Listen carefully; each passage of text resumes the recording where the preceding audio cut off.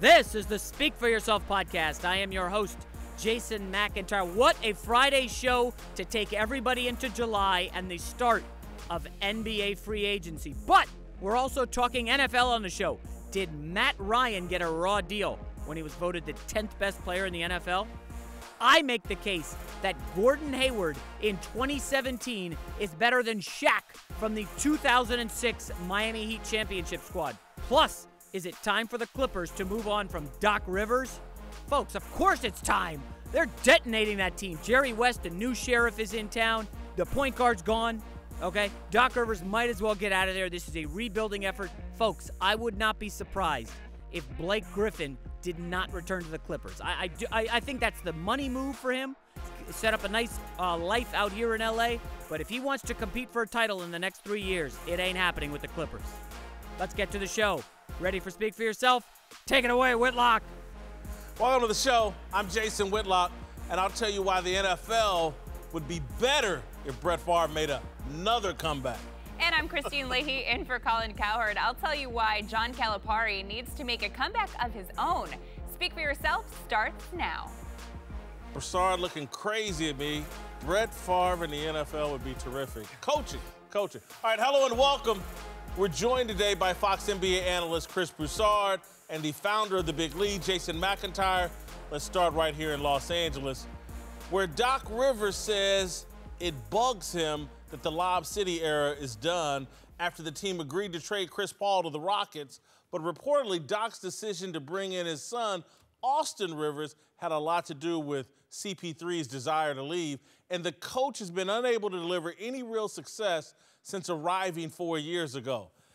Listen, I think it's now time to move on from Doc Rivers.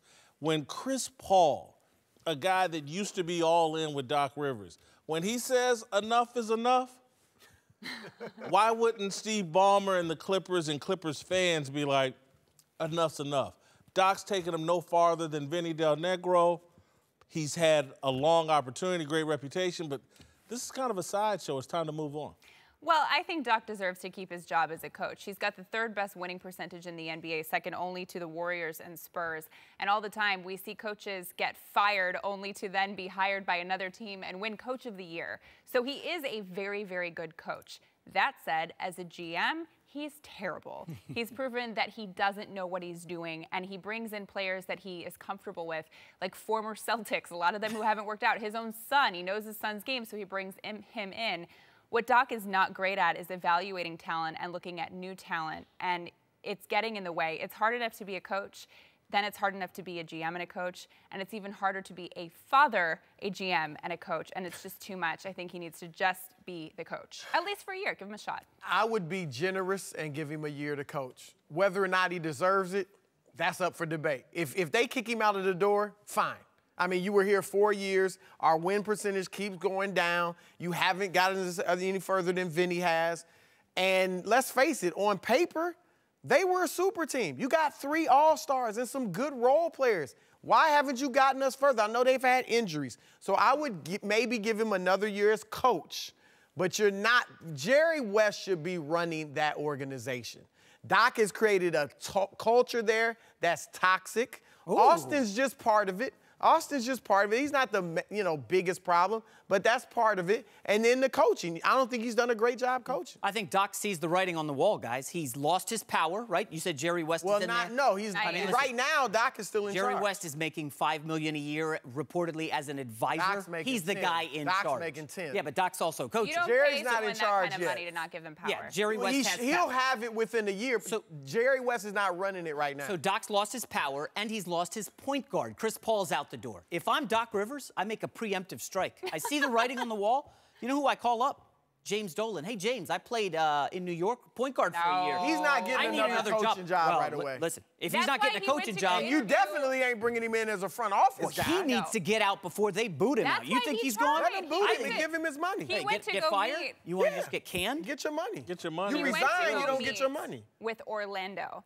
And here's the problem I have with GMs that want power. You look at guys like Bill Belichick or Pop who have control over their roster. There's a difference. Doc wanted to be a GM and have that power for ego. those two wanted to be in power so that they could control the ingredients in the kitchen because they felt like they knew how to best utilize their roster. And Pop allows R.C. Buford to be the GM. Totally. You know, now Doc's giving him more power to Lawrence Frank, but still, Lawrence is working the phones, you know. So Doc still obviously got the last say. Listen, I'm a critic Doc's of Doc. working the golf club. Yeah. I'm a critic of Doc, but I'm not going to go so far as to say he just wanted to be GM for ego while these guys wanted to run their team.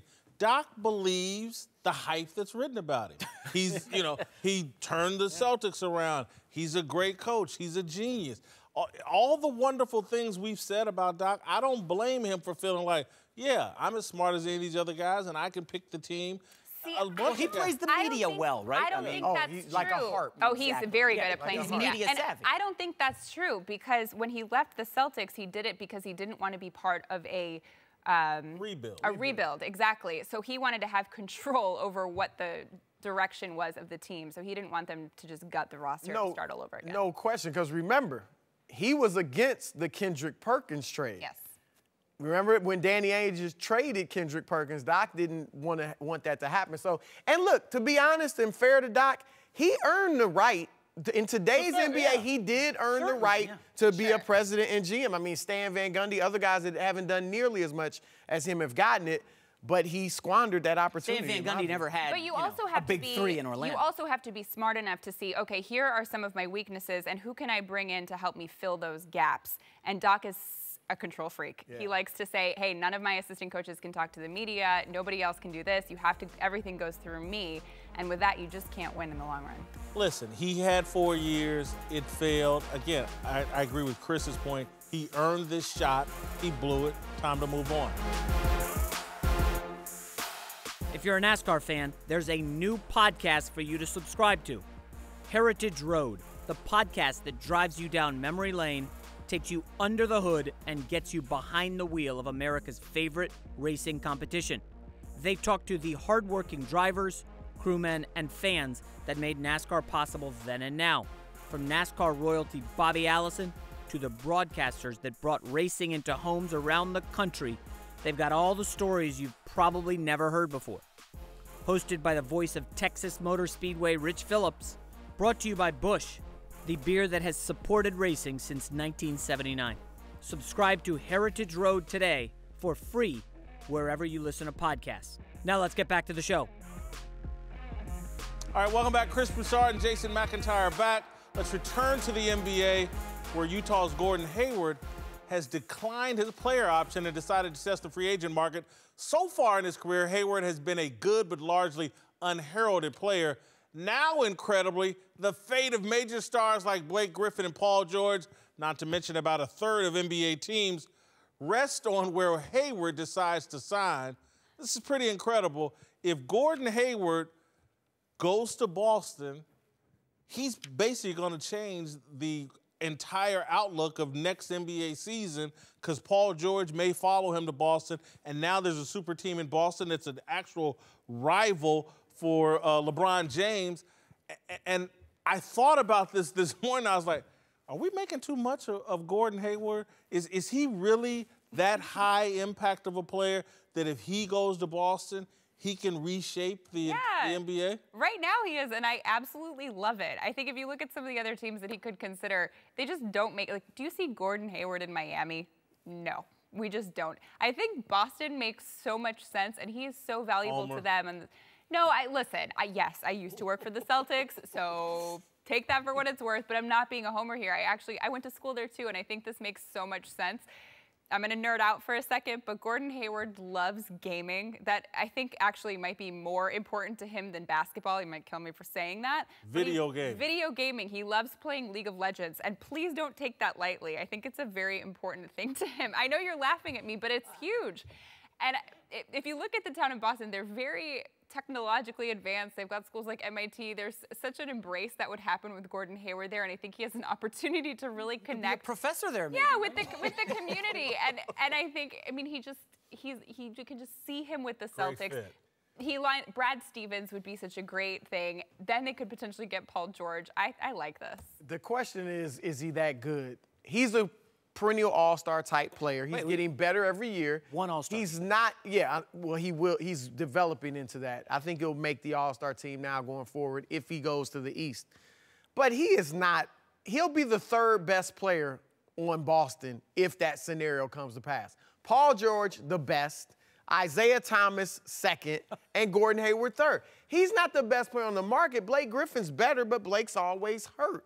So I'm fine. It's just timing. It's just that Boston thinks if they get him, he's obviously Brad Stevens' guy, you know, then they might be able to get Paul George. But it's not because he's the best player on the market. He just screams fan favorite. Yeah, they love him. I mean, he likes tennis. Boston he was like an accomplished tennis player. Right? What are you getting at? No, we're going to get a fan favorite in Miami. We're going to get there. We're going to get there. I'm fine with it. He's a white star. He would be great in Utah. He would be great in Boston. Before we get it's real. Real quick, real quick, but I want to go back to that real quick. On Gordon Hayward, you said he could be number 3. I believe he can be the number 2 star on a team. Who was Dirk's number 2 when the Mavs won the title? That's a rarity. Who was Dwayne Wade's number 2 when Shaq. Okay, and Gordon Hayward averaged more than Shaq did that year. Gordon Hayward just averaged. So now we're judging everything by points. First of all, Shaq was 20 and 11. Hayward don't get on national TV and compare Gordon Hayward to Shaquille O'Neal. You just said Shaq averaged 20. Are you serious? Gordon Hayward, or Shaq at what, 34? Versus Gordon Hayward at 27?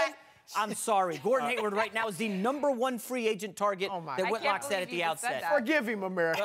This isn't Shaq Lakers. Don't throw him out. Don't throw him out. There's a second layer to this conversation. I'm just trying to wrap my head around that. There's a second layer to this that Broussard has hinted at.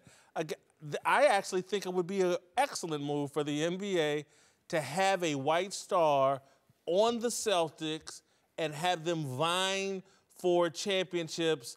That would be great for the NBA. Let's keep it all the way 100. When Larry Bird was a star in Boston, the NBA did real well pitting him against Magic Johnson. And so if they could get Boston back with Brad Stevens and Gordon Hayward, that would be awesome for the NBA. Let me ask you this, though. Does Paul George then want to go there if Gordon Hayward's going to be the prodigal son of Boston and he's now the white superstar, as you're saying? I don't think Gordon Hayward's not in Larry Bird's class, okay? No. So I don't think Hayward would be the star. He would be a star. But Paul George would be the star. And Isaiah, I mean, not just the great individual season he had last year, but, you know, the family tragedy he had. He would still be huge. His size, too. Very popular. So Hayward, it wouldn't be a Larry Bird type thing, but it would be. He's a white all-star in Boston. I think it'd be great, but he wouldn't be the face of the team. And I don't believe. You think he's leaving Utah, just to go back? Yeah, I do think he's leaving Utah. You don't? I think he's staying. I think he will stay. Why? I just think they're a team he's better than Shaq. They're a team that's ascending right now in the West. Remember, ascending to what? Well, the Clippers just fell off. They were tied with the Jazz. So the Clippers aren't the mountain you have to climb, buddy. Yeah. All right? No, Warriors first, obviously, right? Spurs second, and I believe the Jazz are ahead of the Houston Rockets. And so what? He's going to stay in Utah so they can be the third best team in the West, rather than go to Boston and potentially be the best team in the East. Wait, they're better than the Cavs now. He and Paul George and Isaiah Thomas and Brad Stevens, they got a shot. They're in the discussion if they get Paul George, which Hey, his daughter's already. Wow, you guys are penciling hot take. What jersey number is Gordon Hayward going to wear? Hayward, is he going to wear Larry's 33 or is that? No. He can't wear the 30. You know, you remember the show MASH? I'm sure. Hot Takes? Yes. This is Hot Takes. It's from MASH. Hey, Gordon Hayward's the man.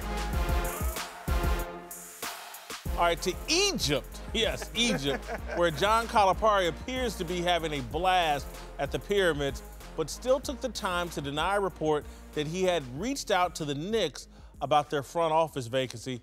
Calipari tweeted, quote, "No one has contacted Knicks on my behalf.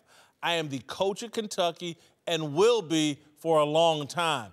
Even in Egypt, I can't escape the rumors. Are you kidding me? It's 5 in the morning here, and this is what I wake up to." Yeah, that's a strong denial. I'll be the coach of Kentucky for a long time. I believe John Calipari.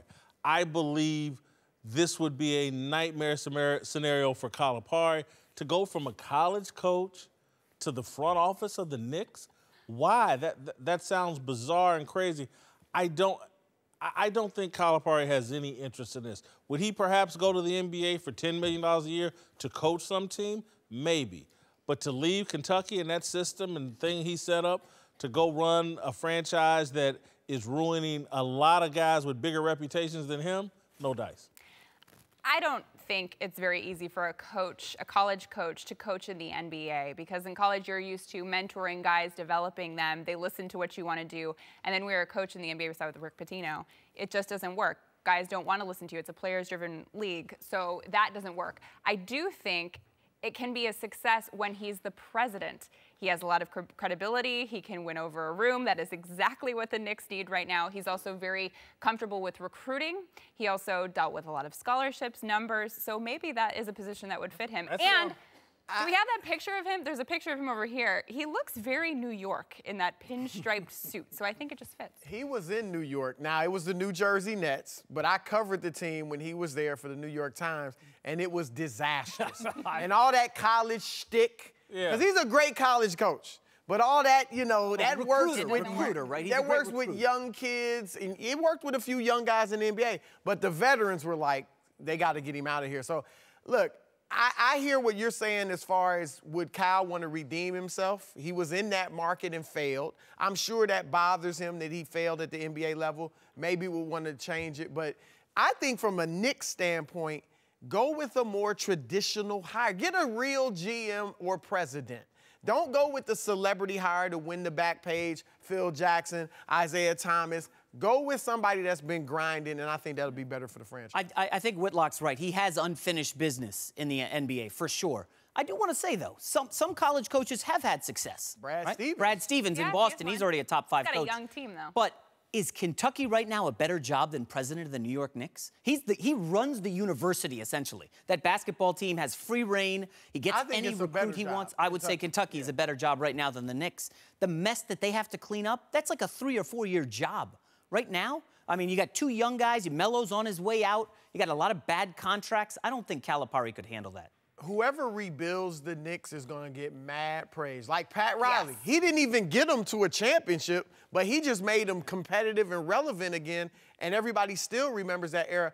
I think the right person can do that. Because I like Ntilikina. You can't even say his name, but the rookie draft pick from France. And Porzingis, obviously, now he should stay. So I think they have some pieces to work with. And think about this. They can add the pieces. Just bring in everyone who used to coach at Kentucky, right? We've been hearing this for 17 years, since they booted Patrick Ewing. Whoever rebuilds the Knicks is going to be a genius. They've barely been to the playoffs the last 2 decades. If I'm the Knicks, if I were trying to make some big splash hire, and tampering probably wouldn't even allow what I'm suggesting, but there is a coach out there that I would say, you know what, he could be the next Pat Riley, and that would be Greg Popovich. If Popovich ever gets tired of coaching, that would be a guy, I would give him a shot to be the president of my team. And again, it takes someone, Pat Riley, to me, cut from a lot of the same cloth as Greg Popovich. And if I'm Popovich, again, Dolan and they'll cut a huge check and give him a 3 or 4 year run as the president of a team. I would make that kind of. Pop's going to go to New York? And listen to James Dolan. James Dolan's the big problem. Why would he leave the Spurs to go to New York? Yeah. It's Mount Everest. It's another challenge. Popovich is a cultured guy, talks about wine and restaurants all the time. He will love New York. The problem is Dolan. You could argue he is the worst owner in professional sports right now. You know what, though? You can seriously make that argument. And I'm not one to defend James Dolan, but I will say this. He is an owner that he lets his people do what they want to do. He let Phil Jackson have free reign. He gave him all the rope to hang himself. That's what he did. But, I mean, that's what you want from an owner. Yeah. If he's willing to spend money and let you do your job, that's what you want. All right, welcome back to the show. We're joined by 2 Super Bowl champions, Eric Davis and Seth Joyner. Let's move to the NFL, where Matt Ryan was just voted the 10th best player in the NFL, according to the NFL Network's annual survey of players. The rank may seem like an honor, but Ryan is coming off an MVP year in which he posted the 4th highest passer rating in NFL history and had the Falcons' one dumb play call away from a Super Bowl win. Not only that, Ryan didn't even make the top 100 the year before. But if you look at Ryan's career, he has the most completions and passing yards and the 3rd most touchdowns of any player through his first 9 seasons of their career. Matt Ryan is great. Matt Ryan, I have no problem with him being in the top 10. Probably should be in the top 5. People don't understand. He's had a steady ascension and now has reached elite status.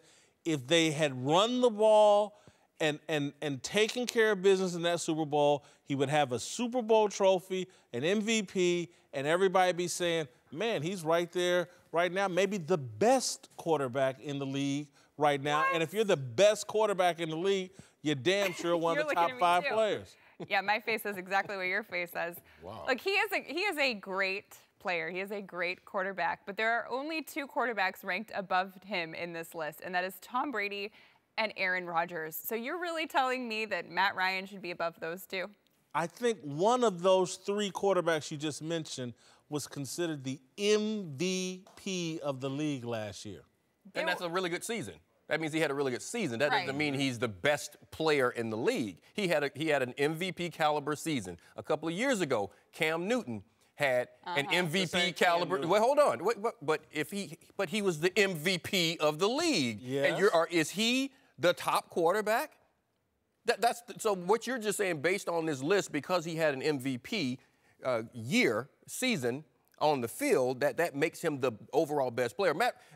Last year, Matt Ryan was ranked behind Jay Cutler. He wasn't even ranked last year. No, but I'm talking about his actual play on the field. His stats, his percentages were lower than Jay Cutler's. Did you miss what I said about his first 9 seasons? I know. He's got a body of work. He's got a body of work. There's nothing wrong with 10. But you know what you missed? What? Okay, he was 18 and 30 between 2013 and 2015. Oh, let me check my calendar. 2017 right now. It doesn't matter though, because when players and the players are the ones that vote on this. Okay, it's kind of like, let me see it again, do it again, and then we'll move you up. I think 10 is respectable. You know, exactly. Listen, if he would have won the Super Bowl, if Shanahan would have made the right calls, then he'd probably be higher on the list. But right now, if I'm him, I'd happy with being right there. He's got a great supporting cast around him. He's got a great defense around him. All of those things come into play. Matt Ryan's not the best player on his team. That's Julio Jones. So he's not the best. So I don't know how much higher you want to put him. I'm not going to disagree with that argument.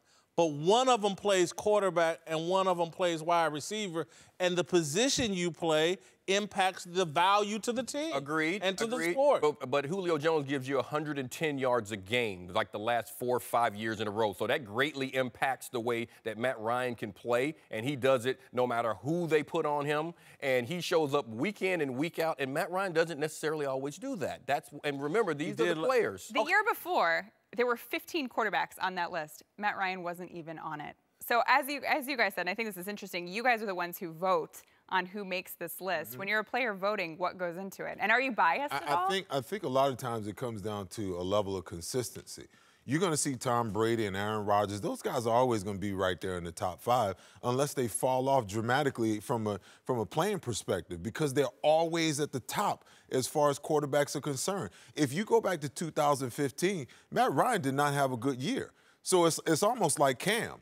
You know, where did Cam fall in all of this? Because, you know, he had a phenomenal year, took his team to the Super Bowl, lost. He's the #1 guy. You know, some of it is perception, I have to say, because Matt Ryan, like you say, he didn't have a good year. He probably threw for 4,500 yards. That's nothing to sneeze at. But we're still what I'm just trying to get at is that they're saying number 10. There's nothing wrong with number 10. I think you're just trying to say since he was the MVP, he should be number 1. No. Here's what I'm saying. Let's go back to last year when he wasn't one of the top 15 quarterbacks according to this list. I would have been a person saying, man, y'all crazy. This dude is, I would have been saying this dude is capable of having an MVP-type year with that offense.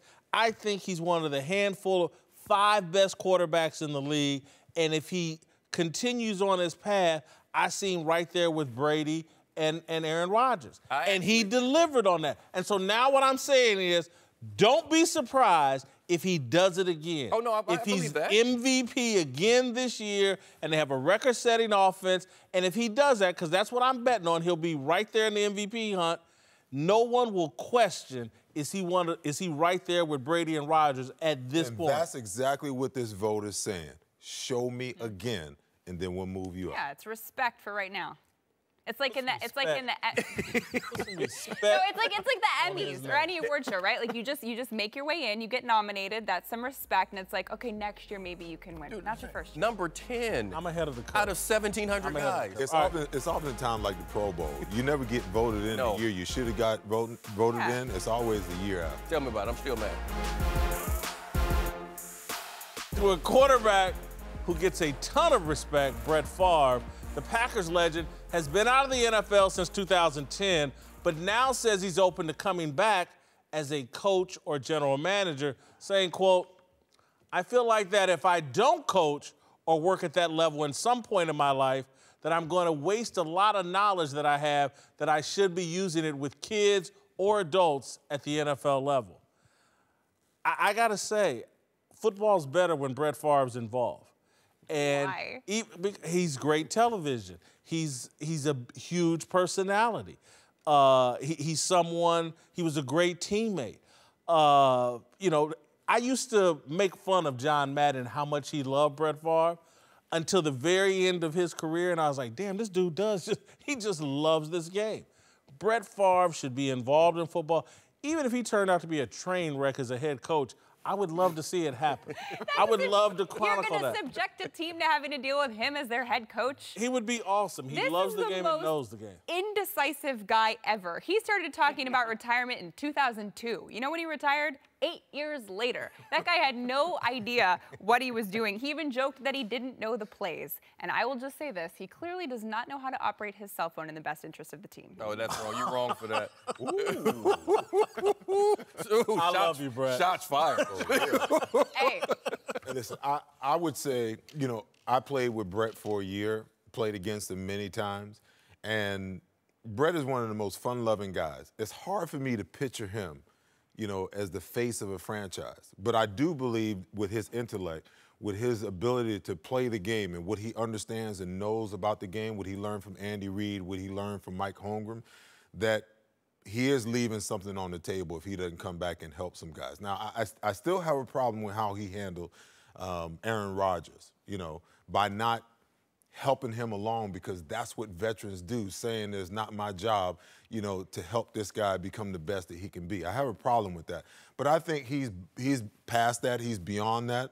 And I think he would be a great quarterbacks coach. I think he'd be a great offensive coordinator in the passing game, because he clearly understands that. The guy just threw the ball all over the map throughout his career. I think he'd be great in that role. I think his understanding of the game, you're right, he has some things that he could bring to a team. I don't see him as a head coach. I really don't see that, because I think part of the things that you're talking about, just like the not teaching Aaron Rodgers aspect of things, maybe he is past that, but I think playing the game is so technical. Everyone thinks about, you know, the fun and the ability that he had to just make things happen, that gunslinger's mentality. Well, you can't teach that. And I think he's so great at what he did and the way he did it, I think he would have a difficult time coaching someone in that aspect. But I do what you say as far as his understanding of the game and being a passing game coordinator, being the type guy that can sit in the room and hopefully get that across to some guys. I think he could help in some aspects of it. But I think his approach, because coaching is teaching, so you got to be able to get it out of your head into the butts in the seats. And the way he did it, I don't know if you can explain that to the next guy. And to be a coach, you either have it or you don't. It's a leadership skill. So he had the opportunity if he wanted to be a coach and really help Aaron Rodgers, and he chose not to. So I don't know how you can just turn on that switch to internally feel like I want to be a leader and be helping other time can do some of that, because at the time I think that was a threat to him. Well, absolutely. So, but I don't think you're a successful quarterback in the NFL without having those leadership qualities. So it's in there. Now, his ability to communicate it on many different levels, because you've got to be able to do that with players. Some players learn in a multiple ways, and can you know, as a quarterback coach or offensive coordinator, go to a guy and explain it in a way that he can understand it? That would be a major question. Look, to me, the Aaron Rodgers thing can be explained by when a guy with that much talent shows up and he plays your position, he don't need no help from me. this guy's more talented than I am. It's not the right thing to do, but I'm just saying I understand. You know how many times as an eighth round draft pick, they try to draft somebody and bring him in to steal my job, and he was assigned to me to take him under my wing. I taught him everything I knew, taught him the offense, however he could learn it. Bring it on. As a competitor, you don't worry about that because he might play, but he ain't playing my position. Part of being a vet, especially with an organization like the Green Bay Packers that is established and it's about winning championships, you know that part of being a vet is to teach the next guy how to take your job. Exactly. That's how teams continue to grow and sustain that level. And that's a major part of it. Let me give you one last point in Brett's favor, and because we've talked around it, we've turned the NFL into a classroom, and he's got to be a professor and blah, blah, blah. The NFL and football, a lot of it has to do with emotion and passion and just wanting to play the game, wanting to do the hard work that it takes to play the game. And a coach has to be able to inspire you. That's again, can he run through a brick wall? Yes. A coach's job is not to motivate me. A coach's job is to teach motivate you. No. The coach's job is not to motivate any player. His job at the professional level is to teach them eye progression, hand placement, reads, and knowing exactly what it is you're supposed to do. That is the job of a coach. Coaches. Well, he has to do that before he becomes a head coach. There are some teams. Yes, you got to lead a chalkboard in front of a room before you make it to the head coach. There are some teams and some coaches that teach that way, but the great teams that I played on, when I went to Green Bay my second to last year and Denver, my last year, there was a certain level that you were expected to play to, and if you didn't play to that level, bye-bye. This is the Speak for Yourself podcast. I am your host, Jason McIntyre. Folks, I told you it was going to be lit. What a fun Friday that was. This is going to be a bananas weekend. We could see Gordon Hayward on the move. Blake Griffin could be going somewhere. Paul George may be getting traded. I am as excited for NBA free agency tomorrow as I was for the NBA Finals. Seriously, that's how geeked I am. All right, everybody have a fun, safe weekend. We will see you on Monday.